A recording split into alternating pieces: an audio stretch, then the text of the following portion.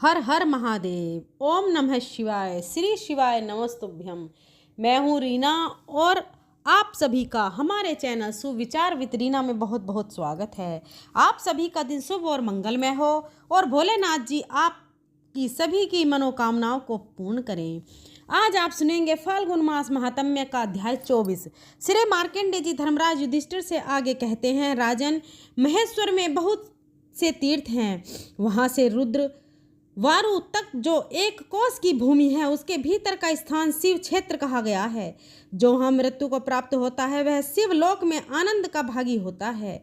वहाँ पितरों को तिल और जल की अंजलि देने से माता और पिता दोनों कुलों के पितर महाप्रलय काल तक तृप्त रहते हैं। प्राचीन काल में ब्रह्मा जी के द्वारा वहाँ असंख्य उत्तम यज्ञ किए गए हैं। इंद्र ने भी वहाँ यज्ञ ठान करके देवराज पद को प्राप्त किया। कांति वीर्य अर्जुन ने भी यही पूर्व काल में 100 यज्ञ किए थे। राजन, पहले की बात है, अयोध्यापुरी में सूर्यवंशी राजा वेवस्वत मनु जो साक्षात भगवान सूर्य के ही पुत्र थे, चक्रवर्ती नरेश के पद पर प्रतिष्ठित थे। वे सदा यज्ञ और दान में तत्पर रहते थे। उनके शासनकाल में उत्तमपुरी अयोध्या के भीतर मृत्यु, रोग और वृद्धावस्था का कष्ट किसी को भी नहीं होता था। इसके बाद उन्हीं के वंश में परम धर्मात्मा राजसी सायकायन हुए, जिनके राज्य काल में समूची पृथ्वी समय श्यामला एवं धन धान्य से संपन्न थी। स्वयं ही इच्छा अनुसार दूध दिया करती थी। एक समय अयोध्या के राज्य में 12 वर्षों तक वर्षा नहीं हुई। संपूर्ण देशवासी मनुष्य और पशु मरने लगे। घास फूस, ऋण, लता, बेलें तथा 4 प्रकार के जीव समुदाय भी नष्ट प्राय हो गए। उस समय देवता, असुर तथा मनुष्यों में बड़ा भारी हाहाकार मच गया। युधिष्ठिर अपने देश पर आई हुई इस आपत्ति को देखकर राजश्री सायकायन को बड़ी चिंता हुई। उन्होंने सोचा, जन्म से लेकर अब तक मेरे द्वारा कोई पाप नहीं हुआ। मैं सदा संसार सागर में पार उतरने वाले भगवान श्री हरि का पूजन करता हूँ। ब्राह्मण और ऋषि मुनियों को भी मैंने इच्छा अनुसार तृप्त किया है, तो भी मेरे राष्ट्र में यह विपत्ति क्यों आई? इस प्रकार विचार करते हुए राजा ने बृहस्पति के सामने बुद्धिमान ब्रह्मा वादिनी को भक्ति भाव से साष्टांग प्रणाम करके पूछा, ब्राह्मण, यह 12 वर्षों की अनावृत्ति क्यों हुई है? तब वशिष्ठ जी बोले, महाबाहो, जन समुदाय में महर्षियों के वचन सुनकर उसी के अनुसार कोई उपाय करना चाहिए। तब राजा ने जनसभा में आसन पर बैठे हुए महर्षियों के पास जाकर अनावृष्टि का कारण पूछा। उनके पूछने पर महर्षि लोग इस प्रकार बोले, राजन, भूत और भविष्य काल के तत्व को जानने वाले गुरु और महात्मा मार्कंडेय के आश्रम पर जाकर ब्राह्मणों के साथ इस प्रश्न पर विचार करो। वे मुनि जो धर्म बताए वह सब तुम्हें पालन करना चाहिए। इसके बाद राजा सायकायन ब्राह्मणों के साथ दिव्य रथ पर आरूढ़ होकर नर्मदा के तट पर गए और वहां मुनियों के साथ बैठे हुए मार्कंडेय को प्रणाम करके बैठ गए। तब मैंने उनसे कुशल मंगल पूछा। राजा बोले, ब्राह्मण, आज आपके चरणाबंदों का दर्शन करने से मैं सकुशल हूँ, परंतु मेरे राष्ट्र का भविष्य क्या होगा, यह चिंता मुझे सदा पीड़ित करती है। मैंने कहा, प्रजा के कुमार्गगामी होने से, देवताओं और ब्राह्मणों को कष्ट पहुँचाने से तथा वर्णाश्रम धर्म का लोभ करने से जो महान अधर्म होता है वह धर्म को हानि पहुँचाता है। अतः इस संकट से मुक्ति पाने के लिए तुम नर्मदा के तट पर आकर रुद्र यज्ञ करो और महादेव जी की विधि पूर्वक आराधना करो। इससे वर्तमान उपद्रव की शांति होगी। बादल इच्छा के अनुसार वर्षा करेंगे और पुनः सृष्टि का सारा कार्य पूर्ववत चलने लगेगा। तुम भी पाप दोष से छूट जाओगे तथा राज्य और स्वर्ग पाओगे। मुनि का यह वचन सुनकर राजा ने मुनियों सहित मुझे नमस्कार किया और कहा, महामुनि, आपने कृपा पूर्वक जो कुछ बताया है उसे मैं अपने ऊपर आपका बहुत बड़ा अनुग्रह मानता हूँ। यह कहकर राजा ने अयोध्यापुरी को संदेश भेजकर अपनी रानियों और राजकुमारों को यज्ञ सामग्री के साथ वहीं बुलवाया। उसने बुलाने पर महाराज की 1008 रानियां, राजकुमार तथा घर का काम काज करने वाले अन्य सब लोग भी यज्ञ सामग्री सहित वहीं उपस्थित हुए। तब राजा सायकायन मुझे प्रणाम करके इस प्रकार बोले, मुझे आज्ञा दीजिए, कहाँ यज्ञ आरंभ किया जाए। तब मैंने कहा, वैदुर्य पर्वत के पश्चिम भाग में यज्ञ युग और यज्ञ मंडप निर्माण कराओ तथा यज्ञ की अन्य सब सामग्रियों का भी वही संग्रह कराओ। तब राजा ने यज्ञ के लिए वशिष्ठ, वामदेव आदि बहुत से ऋषियों का वर्ण किया। यज्ञ मंडप में सोने के बड़े बड़े खंबे लगाए गए, जिनसे वहां बड़ी शोभा हो रही थी। कुंड वेदी और सवा आदि सब स्वर्णमयी नाना प्रकार के भोज्य पदार्थ तथा भांति भांति के रस तैयार किए गए थे। वेद पाठी ब्राह्मणों द्वारा देवताओं का आह्वान और पूजन किया गया। होम कुंड में अग्नि का आधान हुआ और धूम रहित अग्नि प्रज्वलित हो उठी। वेद मंत्रों के उच्चारण से आकाश गूंज उठा, आहुतियां दी जाने लगी। इस प्रकार विधि पूर्वक यज्ञ पूर्ण होने पर जब सब लोग अव्रत स्नान के लिए नर्मदा में गए, तब उसका जल सूखा दिखाई दिया। यह देखकर राजा को बड़ा आश्चर्य हुआ। उन्होंने मुनिवर दुर्वासा जी से पूछा, यह क्या हुआ? वर्षा भी कहीं नहीं हुई और नर्मदा का जो पुराना जल था वह भी सूख गया। इसका क्या कारण है? राजा का यह प्रश्न सुनकर दुर्वासा मुनि बोले, राजन, जल तो सभी लोगों को अभिष्ट है। तप, होम और वेद मंत्र ब्राह्मणों के अधीन है और यज्ञ, रक्षा एवं दक्षिणा यजमान के अधीन है। सो सब कुछ विधिवत संपन्न हुआ है। नर्मदा जल रहित हो गई और मेघ अभी तक पानी नहीं बरसाते। इसमें हताश होने की आवश्यकता नहीं है। जो चली गई है उस नर्मदा नदी के आने का इंतजार करो। तब राजा ने नर्मदा की स्तुति प्रारंभ की। हे सुरेश्वरी, तुम्हें नमस्कार है। शंकरा आत्मज, तुम्हें नमस्कार है। इंडा, पिंगला, उमा, गंगा, सरस्वती, वेद माता, गायत्री, सावित्री, सरस्वती, ब्राह्मी, वैष्णवी और गौरी, सब कुछ आप ही हो। हे परम यशस्विनी, लोक माता लक्ष्मी, पृथ्वी पर जितने भी तीर्थ बताए गए हैं वे सब आपसे ही व्याप्त हैं। समस्त चराचर जगत आपके जल से व्याप्त है। जगत में ऐसा कोई स्थान दिखाई नहीं देता जो आपके जल से आवृत न हो। आपके जल में स्नान करने मात्र से तृप्त होकर जब जीव परम गति को प्राप्त होते हैं। अंतिम तेजस्वी राजा के मुख से यह स्तुति सुनकर नर्मदा देवी ने उन्हें प्रत्यक्ष दर्शन दिया और कहा, राजन, तुम्हारे मन में जो अभिलाषा हो उसके अनुसार वर मांगो। तब राजा ने कहा, देवी, आप 7 पूर्व के और 7 दूसरे प्रवाह को अक्षय करो। तब नर्मदा देवी बोली, राजन, लो, यह वरदान मैंने तुम्हें यथार्थ रूप से दे दिया। ऐसा कहकर सरिता में श्रेष्ठ नर्मदा जल राशि से परिपूर्ण होकर विस्तृत प्रवाह में से बहने लगी। राजा सायका का यह अद्भुत कर्म देखकर सत्य धर्म परायण सभी ऋषि महर्षि उनकी प्रशंसा करने लगे।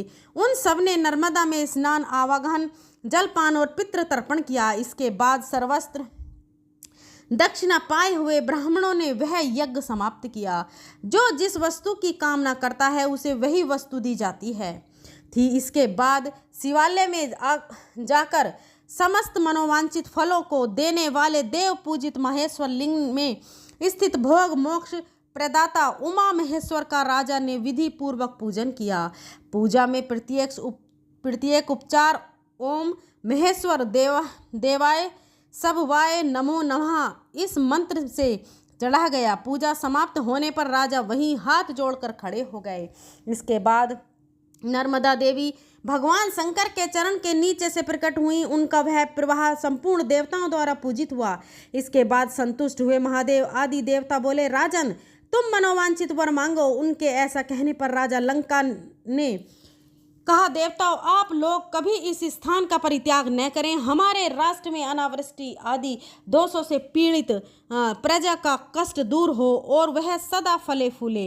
इसके सिवा इस स्थान पर आहवनीय अग्नि स्वयं ही सदा विद्यमान रहे। तब देवताओं ने कहा, राजन, तुमने जो कुछ कहा है वह सब पूरा हो। ऐसा कहकर सब देवता वहां से अंतर्ध्यान हो गए।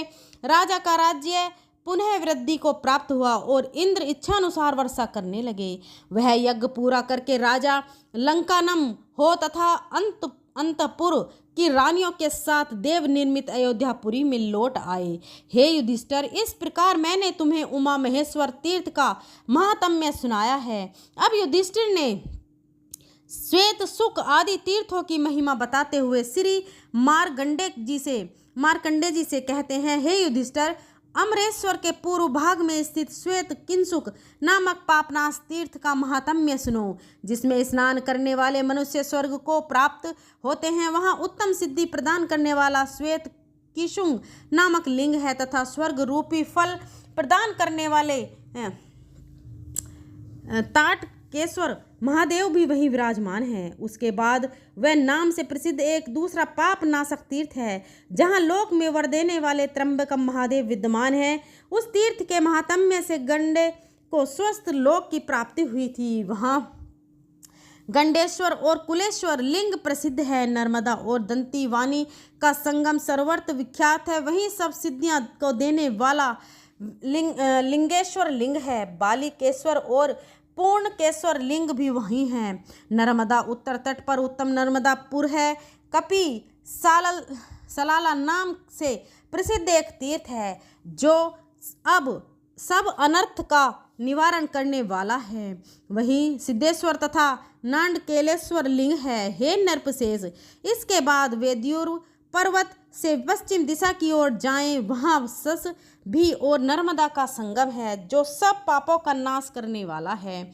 वहीं भोग और मोक्ष प्रदान करने वाला सस विश्वर लिंग है, जो तीनों लोकों में विख्यात है। वह मर्द भी की योनि से छुटकारा दिलाने वाला है। यही मंडकिलेश्वर नामक तीर्थ और लिंग है, जहाँ मांडलिक नरेश अजापाल और मनो सिद्धि को प्राप्त हुए थे।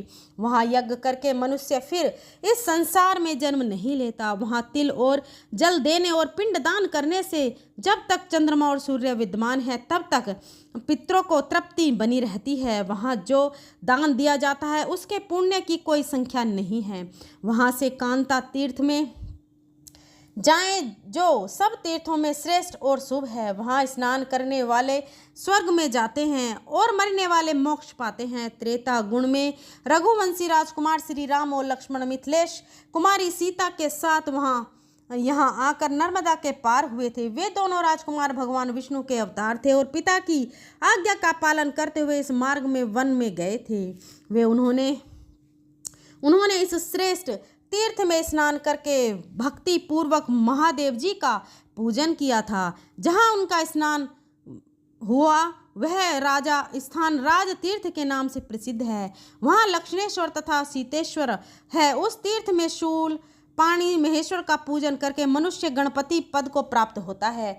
हे नरपशेष, वहाँ से पुण्य तीर्थ शिवालय को जाएं, वे वहीं परम मनोहर महिष्मतिपुरी है, जिसका दर्शन करके कोई भी नीचे नहीं गिरता। वहाँ अपनी ज्वाला ही ज्वाला काला अग्नि रुद्र का निवास है। इसके बाद कोट तीर्थ है, जहाँ कोटेश्वर लिंग विराजमान है, जिसकी पूजा से कोटि यज्ञों का फल प्राप्त होता है। वहाँ दिए हुए दान का पुण्य कोटि गुना बढ़ जाता है। उसके बाद दशामेध वहाँ तिल और जल से तर्पण करने पर पितरों की उत्तम गति होती है। वहाँ स्नान करने मात्र से मनुष्य तेजस्वी हो जाता है। इसके बाद वंध्या और नर्मदा का संगम है, जो देवताओं और असुरों से भी नमस्कृत्य है। राजेंद्र, उस संगम में मुनेक स्वर लिंग है, जिसका दर्शन केवल योग्यों को प्राप्त है।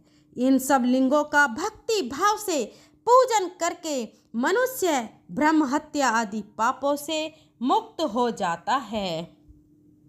इतना ही नहीं, अंत में वह शिव लोक को प्राप्त होता है और उसके पितरों को स्वर्ग लोक में स्थान मिलता है। आज का अध्याय समाप्त हुआ। इसके आगे का वृतांत आप अगले अध्याय में सुनेंगे। अब आप सुनिए श्री शिव चालीसा का पाठ। जय गणेश गिरिजा सुवन मंगल मूल सुजान, कहत अयोध्या दास तुम देऊ अभय वरदान। जय गिरिजापति दीन दयाला, सदा करत संतन प्रतिपाला। भाल चंद्रमा सोहतनी के, कानन कुंडल नागफनी के। अंग गौर सिर गंग बहाए, मुंड माल तन छार लगाए।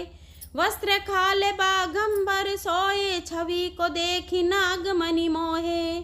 मैं न मातु की हवे दुलारी, बाम अंग सोहत छवि न्यारी। करत त्रिशूल सोहत छवि भारी, करत सदा शत्रुन छयकारी। नंदी गणेश सोहे तम कहसे, सागर मध्य कमल हैं जैसे। कार्तिक श्याम और गणराऊ, या छवि को कही जात न काऊ। देवन जब ही जाए पुकारा, तब ही दुख प्रभु आप निवारा। किया उपद्रव तारक भारी, देवन सब मिली तुम ही जुहारी। तुरत सनानन आप पठायो, लव निमेष मम मारी गिरायो। आप जलंधर असुर सहारा, सुयस तुम्हार विदित संसारा। त्रिपुरासन युद्ध मचाई, सब ही कृपा कर लीन बचाई। किया तप ही भागीरथ भारी, पूर्व प्रतिज्ञाता सुपुरारी। दानिन माँ तुम सम कोई नाही, सेवक स्तुति करत सदाही। वेद नाम महिमा तब गाई, अखत अनादि भेद नहीं पाई। प्रकटी उदती मंथन में ज्वाला, जरत सुरासुर बहे विहाला। कीनी दया तम करी सहाई, नीलकंठ तब नाम कहाई। पूजन रामचंद्र जब कीना, जीत के लंक विभीषण दीना। सहस कमल में हो रहे धारी, कीन परीक्षा तब ही पुरारी। एक कमल प्रभु राखे उजोई, कमल नैन पूजन चह सोई। कठिन भक्ति देखी प्रभु संग, भय प्रसन्न दिए इच्छित वर। जय जय अनंत अविनाशी, करत कृपा सबके घट। सी दुष्ट शकल नित मोहि सतावे, भ्रमत रहो मोहि चैन न आवे। त्राहि त्राहि में नाथ पुकारो, यही अवसर मोहि आने वारो। ले त्रिशूल शत्रुन को मारो, संकट से मोहि आने उबारो। माता पिता भ्राता सब कोई, संकट में पूछत नहीं कोई। स्वामी एक है आस तुम्हारी, आए हरौ मम संकट भारी। धन निर्धन को देत सदा ही, जो कोई जाचे सो फल पाही। स्तुति कही विधि करे तुम्हारी, क्षमुनाथ अब चूक हमारी। शंकर हो संकट के नाशन, मंगल कारण विघ्न विनाशन।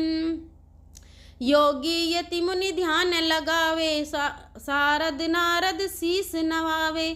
नमो नमो जय नमः शिवाय, सुर ब्रह्मादिक पार न पाए। जो ये पाठ करे मन लाई, तापर होत है शंभु सहाई। ऋषियाँ जो कोई हो अधिकारी, पाठ करे सो पावन हारी। पुत्रहीन कर इच्छा जोई, निश्चय शिव प्रसाद तही होई। पंडित त्रयोदशी को लावे, ध्यान पूर्वक होम करावे।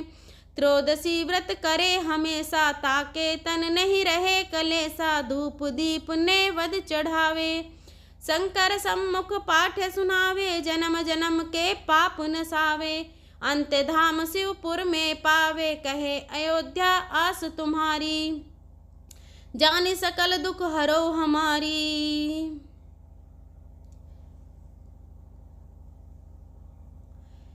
नित नेम कर प्रातः ही, पाठ करो चालीसा।